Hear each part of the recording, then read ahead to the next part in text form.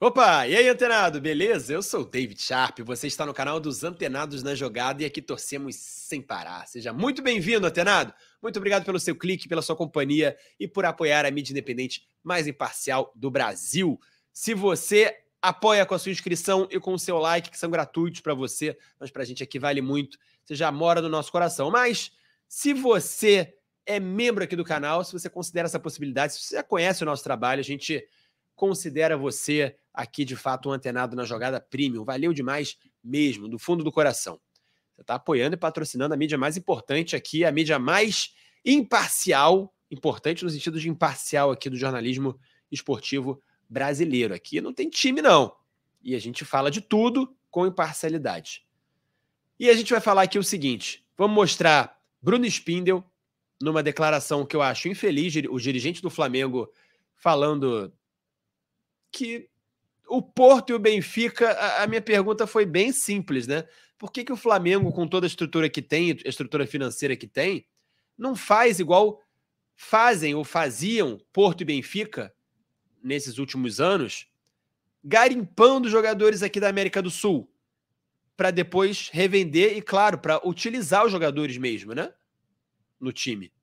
Perguntei isso, você vai ver a resposta um pouco infeliz aí do Bruno Spindel, porque parece que o Flamengo não vai contratar ninguém nessa janela de meio de ano, e é o único time do G4 que não contratou nenhum reforço ainda. E o Claudinho, hein? Claudinho, que o Vene Casagrande até deu spoiler lá, jogou lá o negócio, né, que o Flamengo já tinha tudo pronto, a arte de anunciar lá o reforço, que é um grande reforço, seria, né?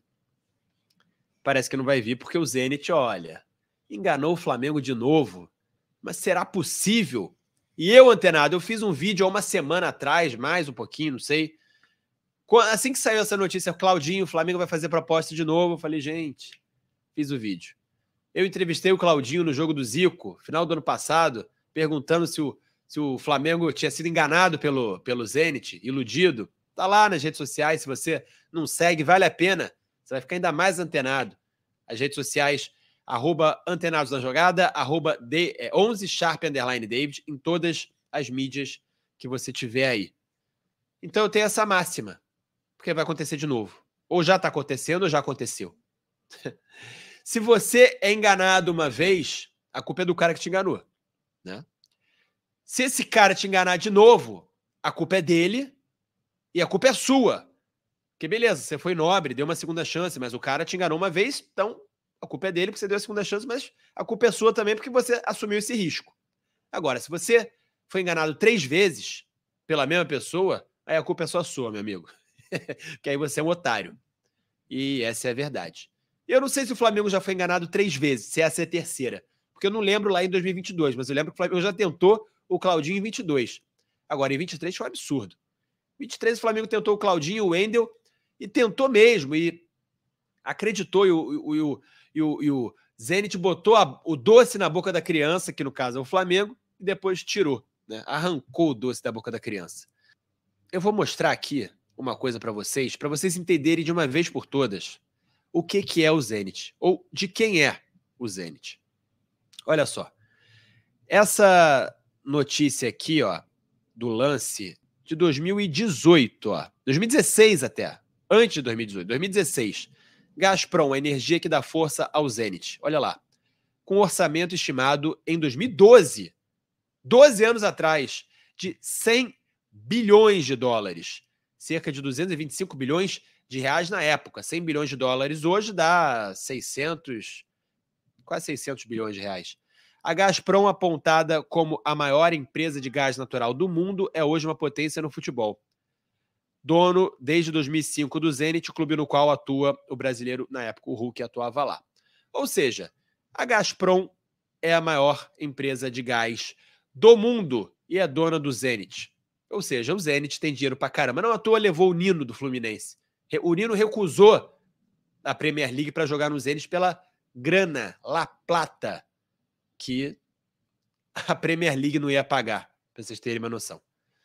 E o Fabrício Bruno também não foi, né, para o mesmo time, acho que era como é que é o time lá, que era do Scarpa, Nottingham Forest, né? Ou seja, o Zenit mesmo sem disputar a Premier League, ou Premier League também não disputa, porque não é da Inglaterra. Sem disputar Champions League, sem disputar Copa Liga Europa e nada do tipo, os jogadores continuam indo para lá por causa da grana. E o Claudinho, não é que o Claudinho está sendo obrigado a ficar lá, porque sim, ele tem contrato com o Zenit, e o Zenit, se não quiser vender, não vende, mas a vontade do jogador conta, sim. Agora, o Claudinho que tem contrato até 2027 e já estava acertado com o Flamengo e queria vir para o Flamengo, e não é de agora, já há bastante tempo, o Zenit agora propõe, porque tem dinheiro, né? Uma renovação, outra renovação com mais um aumento de salário para o Claudinho. Imagina quanto agora o Zenit não está oferecendo para o Claudinho, cara. E aí vamos ao fato aqui, ó. Bruno Spindel. Eu vou mostrar essa entrevista que eu fiz num desses últimos jogos aí do Flamengo, lá no Maracanã. Bruno Spindel falou com a gente, esse trecho aqui é importante. Por que o Flamengo, com a estrutura e o dinheiro que tem aqui na América do Sul, por que não mapear a América do Sul e fazer o que muitos times fazem, não só do Brasil, mas do Brasil também. E o Porto e o Benfica fazem há mais de 10 anos, de você procurar os talentos aqui, que ainda não explodiram totalmente, e lapidar esses talentos, usar no seu time e depois revender. Ou usar no seu time eternamente, se você não quiser revender, enfim, se tornarem ídolos. Bom, vamos lá, vamos ouvir o Bruno Spindel, depois eu mostro aqui uma matéria que vai contradizer o Bruno Spindel. Vamos lá. Em relação a convocações, jogadores que vêm para o Flamengo, tanto de jogadores brasileiros, Fabrício Bruno, por exemplo, você pega Pulgar, vem para o Flamengo, são convocados. Mas tem um mercado que geralmente os jogadores não são convocados, que é o mercado argentino. Você pega, por exemplo, no Palmeiras, o Aníbal Moreno se destaca, não é convocado. O Flamengo tem um olhar para o mercado argentino, geralmente o Flamengo não são jogadores que o Flamengo costuma sondar, pelo menos a gente ouvir no dia a dia. O Flamengo talvez não seria interessante olhar para esse mercado onde esses jogadores são bons jogadores e não costumam ser convocados? Antes do Spindel responder, o que ele quis dizer foi: o Spindel e o Flamengo reclamam que perdem jogadores para as seleções. E é uma crítica, né, pertinente. O Flamengo perde jogadores porque tem jogadores convocáveis, selecionáveis. Isso é bom, mas desfalca o time, né? Agora, ele fala uma coisa interessante, o colega aí. A Argentina não convoca tantos jogadores daqui, né? Nem do Brasil, necessariamente. Muito menos lá, que jogam na Argentina. Então, por que não focar mais em jogadores com talento do futebol argentino para contratar? E ele vai falar isso aqui, ó. O Agustín Rossi e o Nico de la Cruz vieram do mercado argentino. Porque a gente pagou a multa. O Nico é uruguaio, né? Eu digo... Não, mas é o mercado nacionalidade, argentino. Né? Nacionalidade, perdão. Um a gente pagou a multa e o outro veio livre.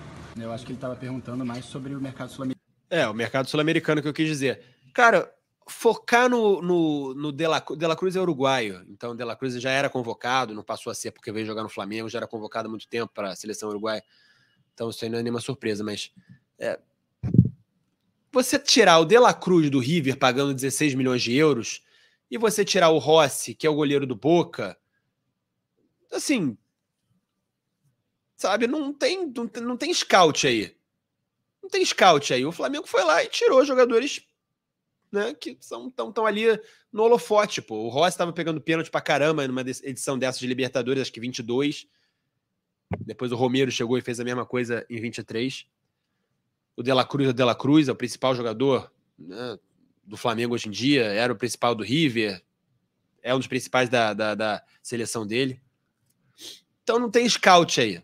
A questão é, o scout, por que o Flamengo não faz o que o Porto e o Benfica fizeram por anos? A minha pergunta aí vai ser complementada, olha só.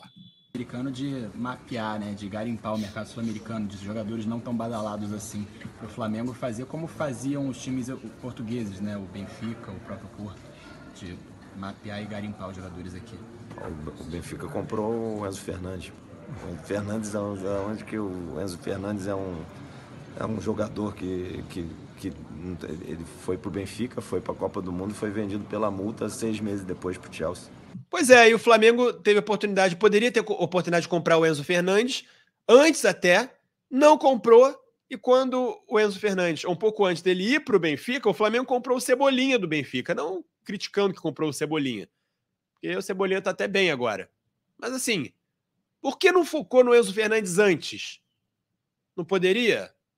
Mas assim, não precisa ser o Enzo Fernandes, podem ser outros jogadores de times menores lá da Argentina que venham mais barato. É isso, essa é a questão. Então, assim, não é um... Ele não garimpou um garoto de 15 anos ou um de 20 e pouco, que ninguém conhecia.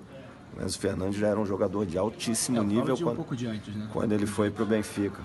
Ele pegou o Marcos Leonardo, não vejo que o Benfica mapeie um jogador. Jogadores tão do nível tão diferente assim, assim, discordo assim da afirmação. Eles fazem muito bom trabalho, são uma vitrine importante, jogam Champions League. Isso para o atleta é um desafio importante também. É um clube que tem um poderio financeiro grande pelas vendas que faz. Então a gente respeita o trabalho do Benfica. Só discordo assim que eles levem atletas que estão no início do ciclo de desenvolvimento. Eles pegam atletas que vão para lá com a condição de desempenhar já prontos para disputar um título de um campeonato português e jogar uma fase de grupo de Champions, que é um nível altíssimo de competição, de futebol. Vamos ver aqui agora, o Bruno Spindel. Vamos ver aqui, sinceramente, é isso mesmo que você acha? Ou você falou isso aí para desviar o foco? Porque você focou, né, no Porto e no Benfica e não justificou o porquê o Flamengo não faz esse mapeamento aqui do futebol sul-americano. Vamos ver aqui essa matéria da ESPN de 2018. Por isso que eu confundi naquela hora 2016 com 18, porque essa matéria aí é de 2018. Olha lá. Aprenda com o Benfica e Porto a comprar sul-americano a preço de banana e lucrar mais de 1 bilhão e meio de reais. Porra, 1 bilhão e meio de reais. Olha só, matéria de 2018 da ESPN. Você é daqueles que pede para o seu time olhar com carinho o futebol sul-americano para contratar verdadeiras barganhas que possam render frutos esportivos e monetários no futuro? Pois saiba que o Benfica e o Porto são os mestres nessa arte. O Spindel disse que não, né? Os dois grandes rivais que se enfrentam e praticamente decidem o título do Campeonato Português, naquela oportunidade, tiveram como principal objetivo levar jogadores mais desconhecidos em países como Brasil, Argentina, Uruguai e Colômbia, dar muitas chances e fazê-los crescerem pelo lucro no futuro. Até do Brasil mesmo, né? Jogadores desconhecidos no Brasil que Porto e Benfica já levaram. E como isso deu certo? Desde 2010, os dois clubes lucraram juntos com atletas da América do Sul 379,4 milhões de euros. Na conversão da época, que nem é atual, que é obviamente diferente de anos anteriores, isso totaliza quase 1 bilhão e 600 milhões de reais. Vale ressaltar aqui que a reportagem considerou apenas jogadores de maior relevância ou que foram vendidos por um alto valor, sempre maior que 10 milhões de euros. Aqui estão alguns, né? Eu vou passar a lista já aqui embaixo. Nessa conjuntura, o Porto foi o que mais embolsou, 294,6 milhões de euros. Na época, 1,2 bilhão de reais, né? Na época dessa matéria aí, 2018. Sendo que o lucro total no período foi de 212,7 milhões, 884,7 milhões de reais na época. O atleta mais lucrativo para os Dragões, que é o Porto, nesses últimos 8 anos, foi James Rodrigues. O colombiano foi contratado em julho de 2010 do pequeno Banfield da Argentina. Olha aí, o Flamengo faz isso? Não faz, né? Por apenas 7,35 milhões de euros. 3 anos mais tarde, o Mônaco da França desembolsou 45 milhões para ter o que se tornaria o artilheiro da Copa do Mundo de 2014, com 6 gols. Curiosamente, os dois seguintes na lista do Porto de melhores vendas foram outros 2 colombianos, Falcão Garcia e Jackson Martínez, que geraram um ganho de 34,6 milhões e 28,2 milhões de euros quando vendidos, respectivamente, a Mônaco, na França, e Atlético de Madrid, na Espanha, por 40 e 37,1 milhões de euros. Veja mais na tabela abaixo, olha só. Vendas do Porto desde 2010. Comprado aqui, ó, o valor comprado. Rames Rodrigues, comprado por 7,35 milhões de euros. Venda, 45 milhões de euros. Falcão Garcia, comprado por 5,4. Vendido por 40. Jackson Martínez, 8,9. Vendido por 37,1. Hulk, comprado por 19. Vendido por 40. Danilo, o Flamengo quer comprar agora, hein, da seleção brasileira. Comprado por 13. Vendido por 31,5. Alexandro, 9,6. Alexandro, que também está na Juventus, que foi da seleção brasileira. Brasileiro, né? Óbvio. Vendido por 26. Fernando, 0,72, 720 mil euros na época, vendido por 15 milhões de euros. Olha isso. Iturbe, aqui, cara, Maicon, Otamendi, Álvaro Pereira, isso até 2018. Isso é só o Porto, hein? O caso do Benfica é parecido, até foram bem menos atletas sul-americanos de destaque contratados no período, mas mesmo assim não ficam longe do seu rival. Basta pegarmos o exemplo do goleiro Ederson, contratado do Rio Ave, de Portugal também, em 2015, por apenas 500 mil euros. Foram necessárias só 2 temporadas para que o brasileiro ficasse conhecido mundialmente e chamasse a atenção de Pep Guardiola do Manchester City, que está lá até hoje. Final da história, 40 milhões de euros gastos pela equipe inglesa, fazendo com que os encarnados obtivessem um lucro inimaginável de 39,5 milhões de euros, ou 164,3 milhões pelas cotações atuais, no caso daquela época de 2018, né? Outro que aparece na lista, em situação quase igual à de Ederson, é outro brasileiro, Davi Luiz, hoje no Flamengo, por acaso. Trazido pelo mesmo valor do arqueiro, mas dessa vez do Vitória, o zagueiro passou quase 4 anos do Benfica antes de ser levado por Carlo Ancelotti ao Chelsea por 25 milhões de euros, ou seja, um lucro de 24,5 milhões. No total, a equipe do Estádio da Luz teve uma lucratividade de 166,7 milhões de euros ou 293,5 milhões de reais na época. Veja os jogadores e os números abaixo. Olha lá, Ederson, 500 mil euros, vendido por 40 milhões de euros. Di Maria, 8 milhões de euros, vendido por 33. Davi Luiz, 500 mil euros, vendido por 25 milhões. Rodrigo, 6, vendido por 30. Enzo Pérez, Gaetan, Ramires, lembra do Ramires? Olha lá, vendido por 22 para o Chelsea também. É inacreditável que o Flamengo não faça nada parecido. Sendo que o Flamengo, cara, tá aqui na América do Sul, ele pode botar olheiros nesses países todos aí, ele tem um scout que ele não aproveita, ou dizem que não aproveita, né? Porque falam que tem um scout maravilhoso. É realmente ridículo. Concorda, Antenado? Deixa seu comentário aí. O Flamengo só vai nos nomes fáceis. Ah, Claudinho, pô, que criatividade, né? Ah, se vendeu Wesley, a notícia é que pode trazer adivinha só, Montiel da seleção argentina, que foi inclusive titular na final da Copa América. Aí depois reclama que os jogadores são convocados, né? Mas você já contrata jogadores que já são convocados, aí é difícil, né, Antenado? Então, deixe seu comentário aí e muito obrigado se você assistiu até aqui. Tamo junto, considere a possibilidade de ser membro e muito obrigado por apoiar a mídia independente mais imparcial do Brasil. Tamo junto, valeu, fui!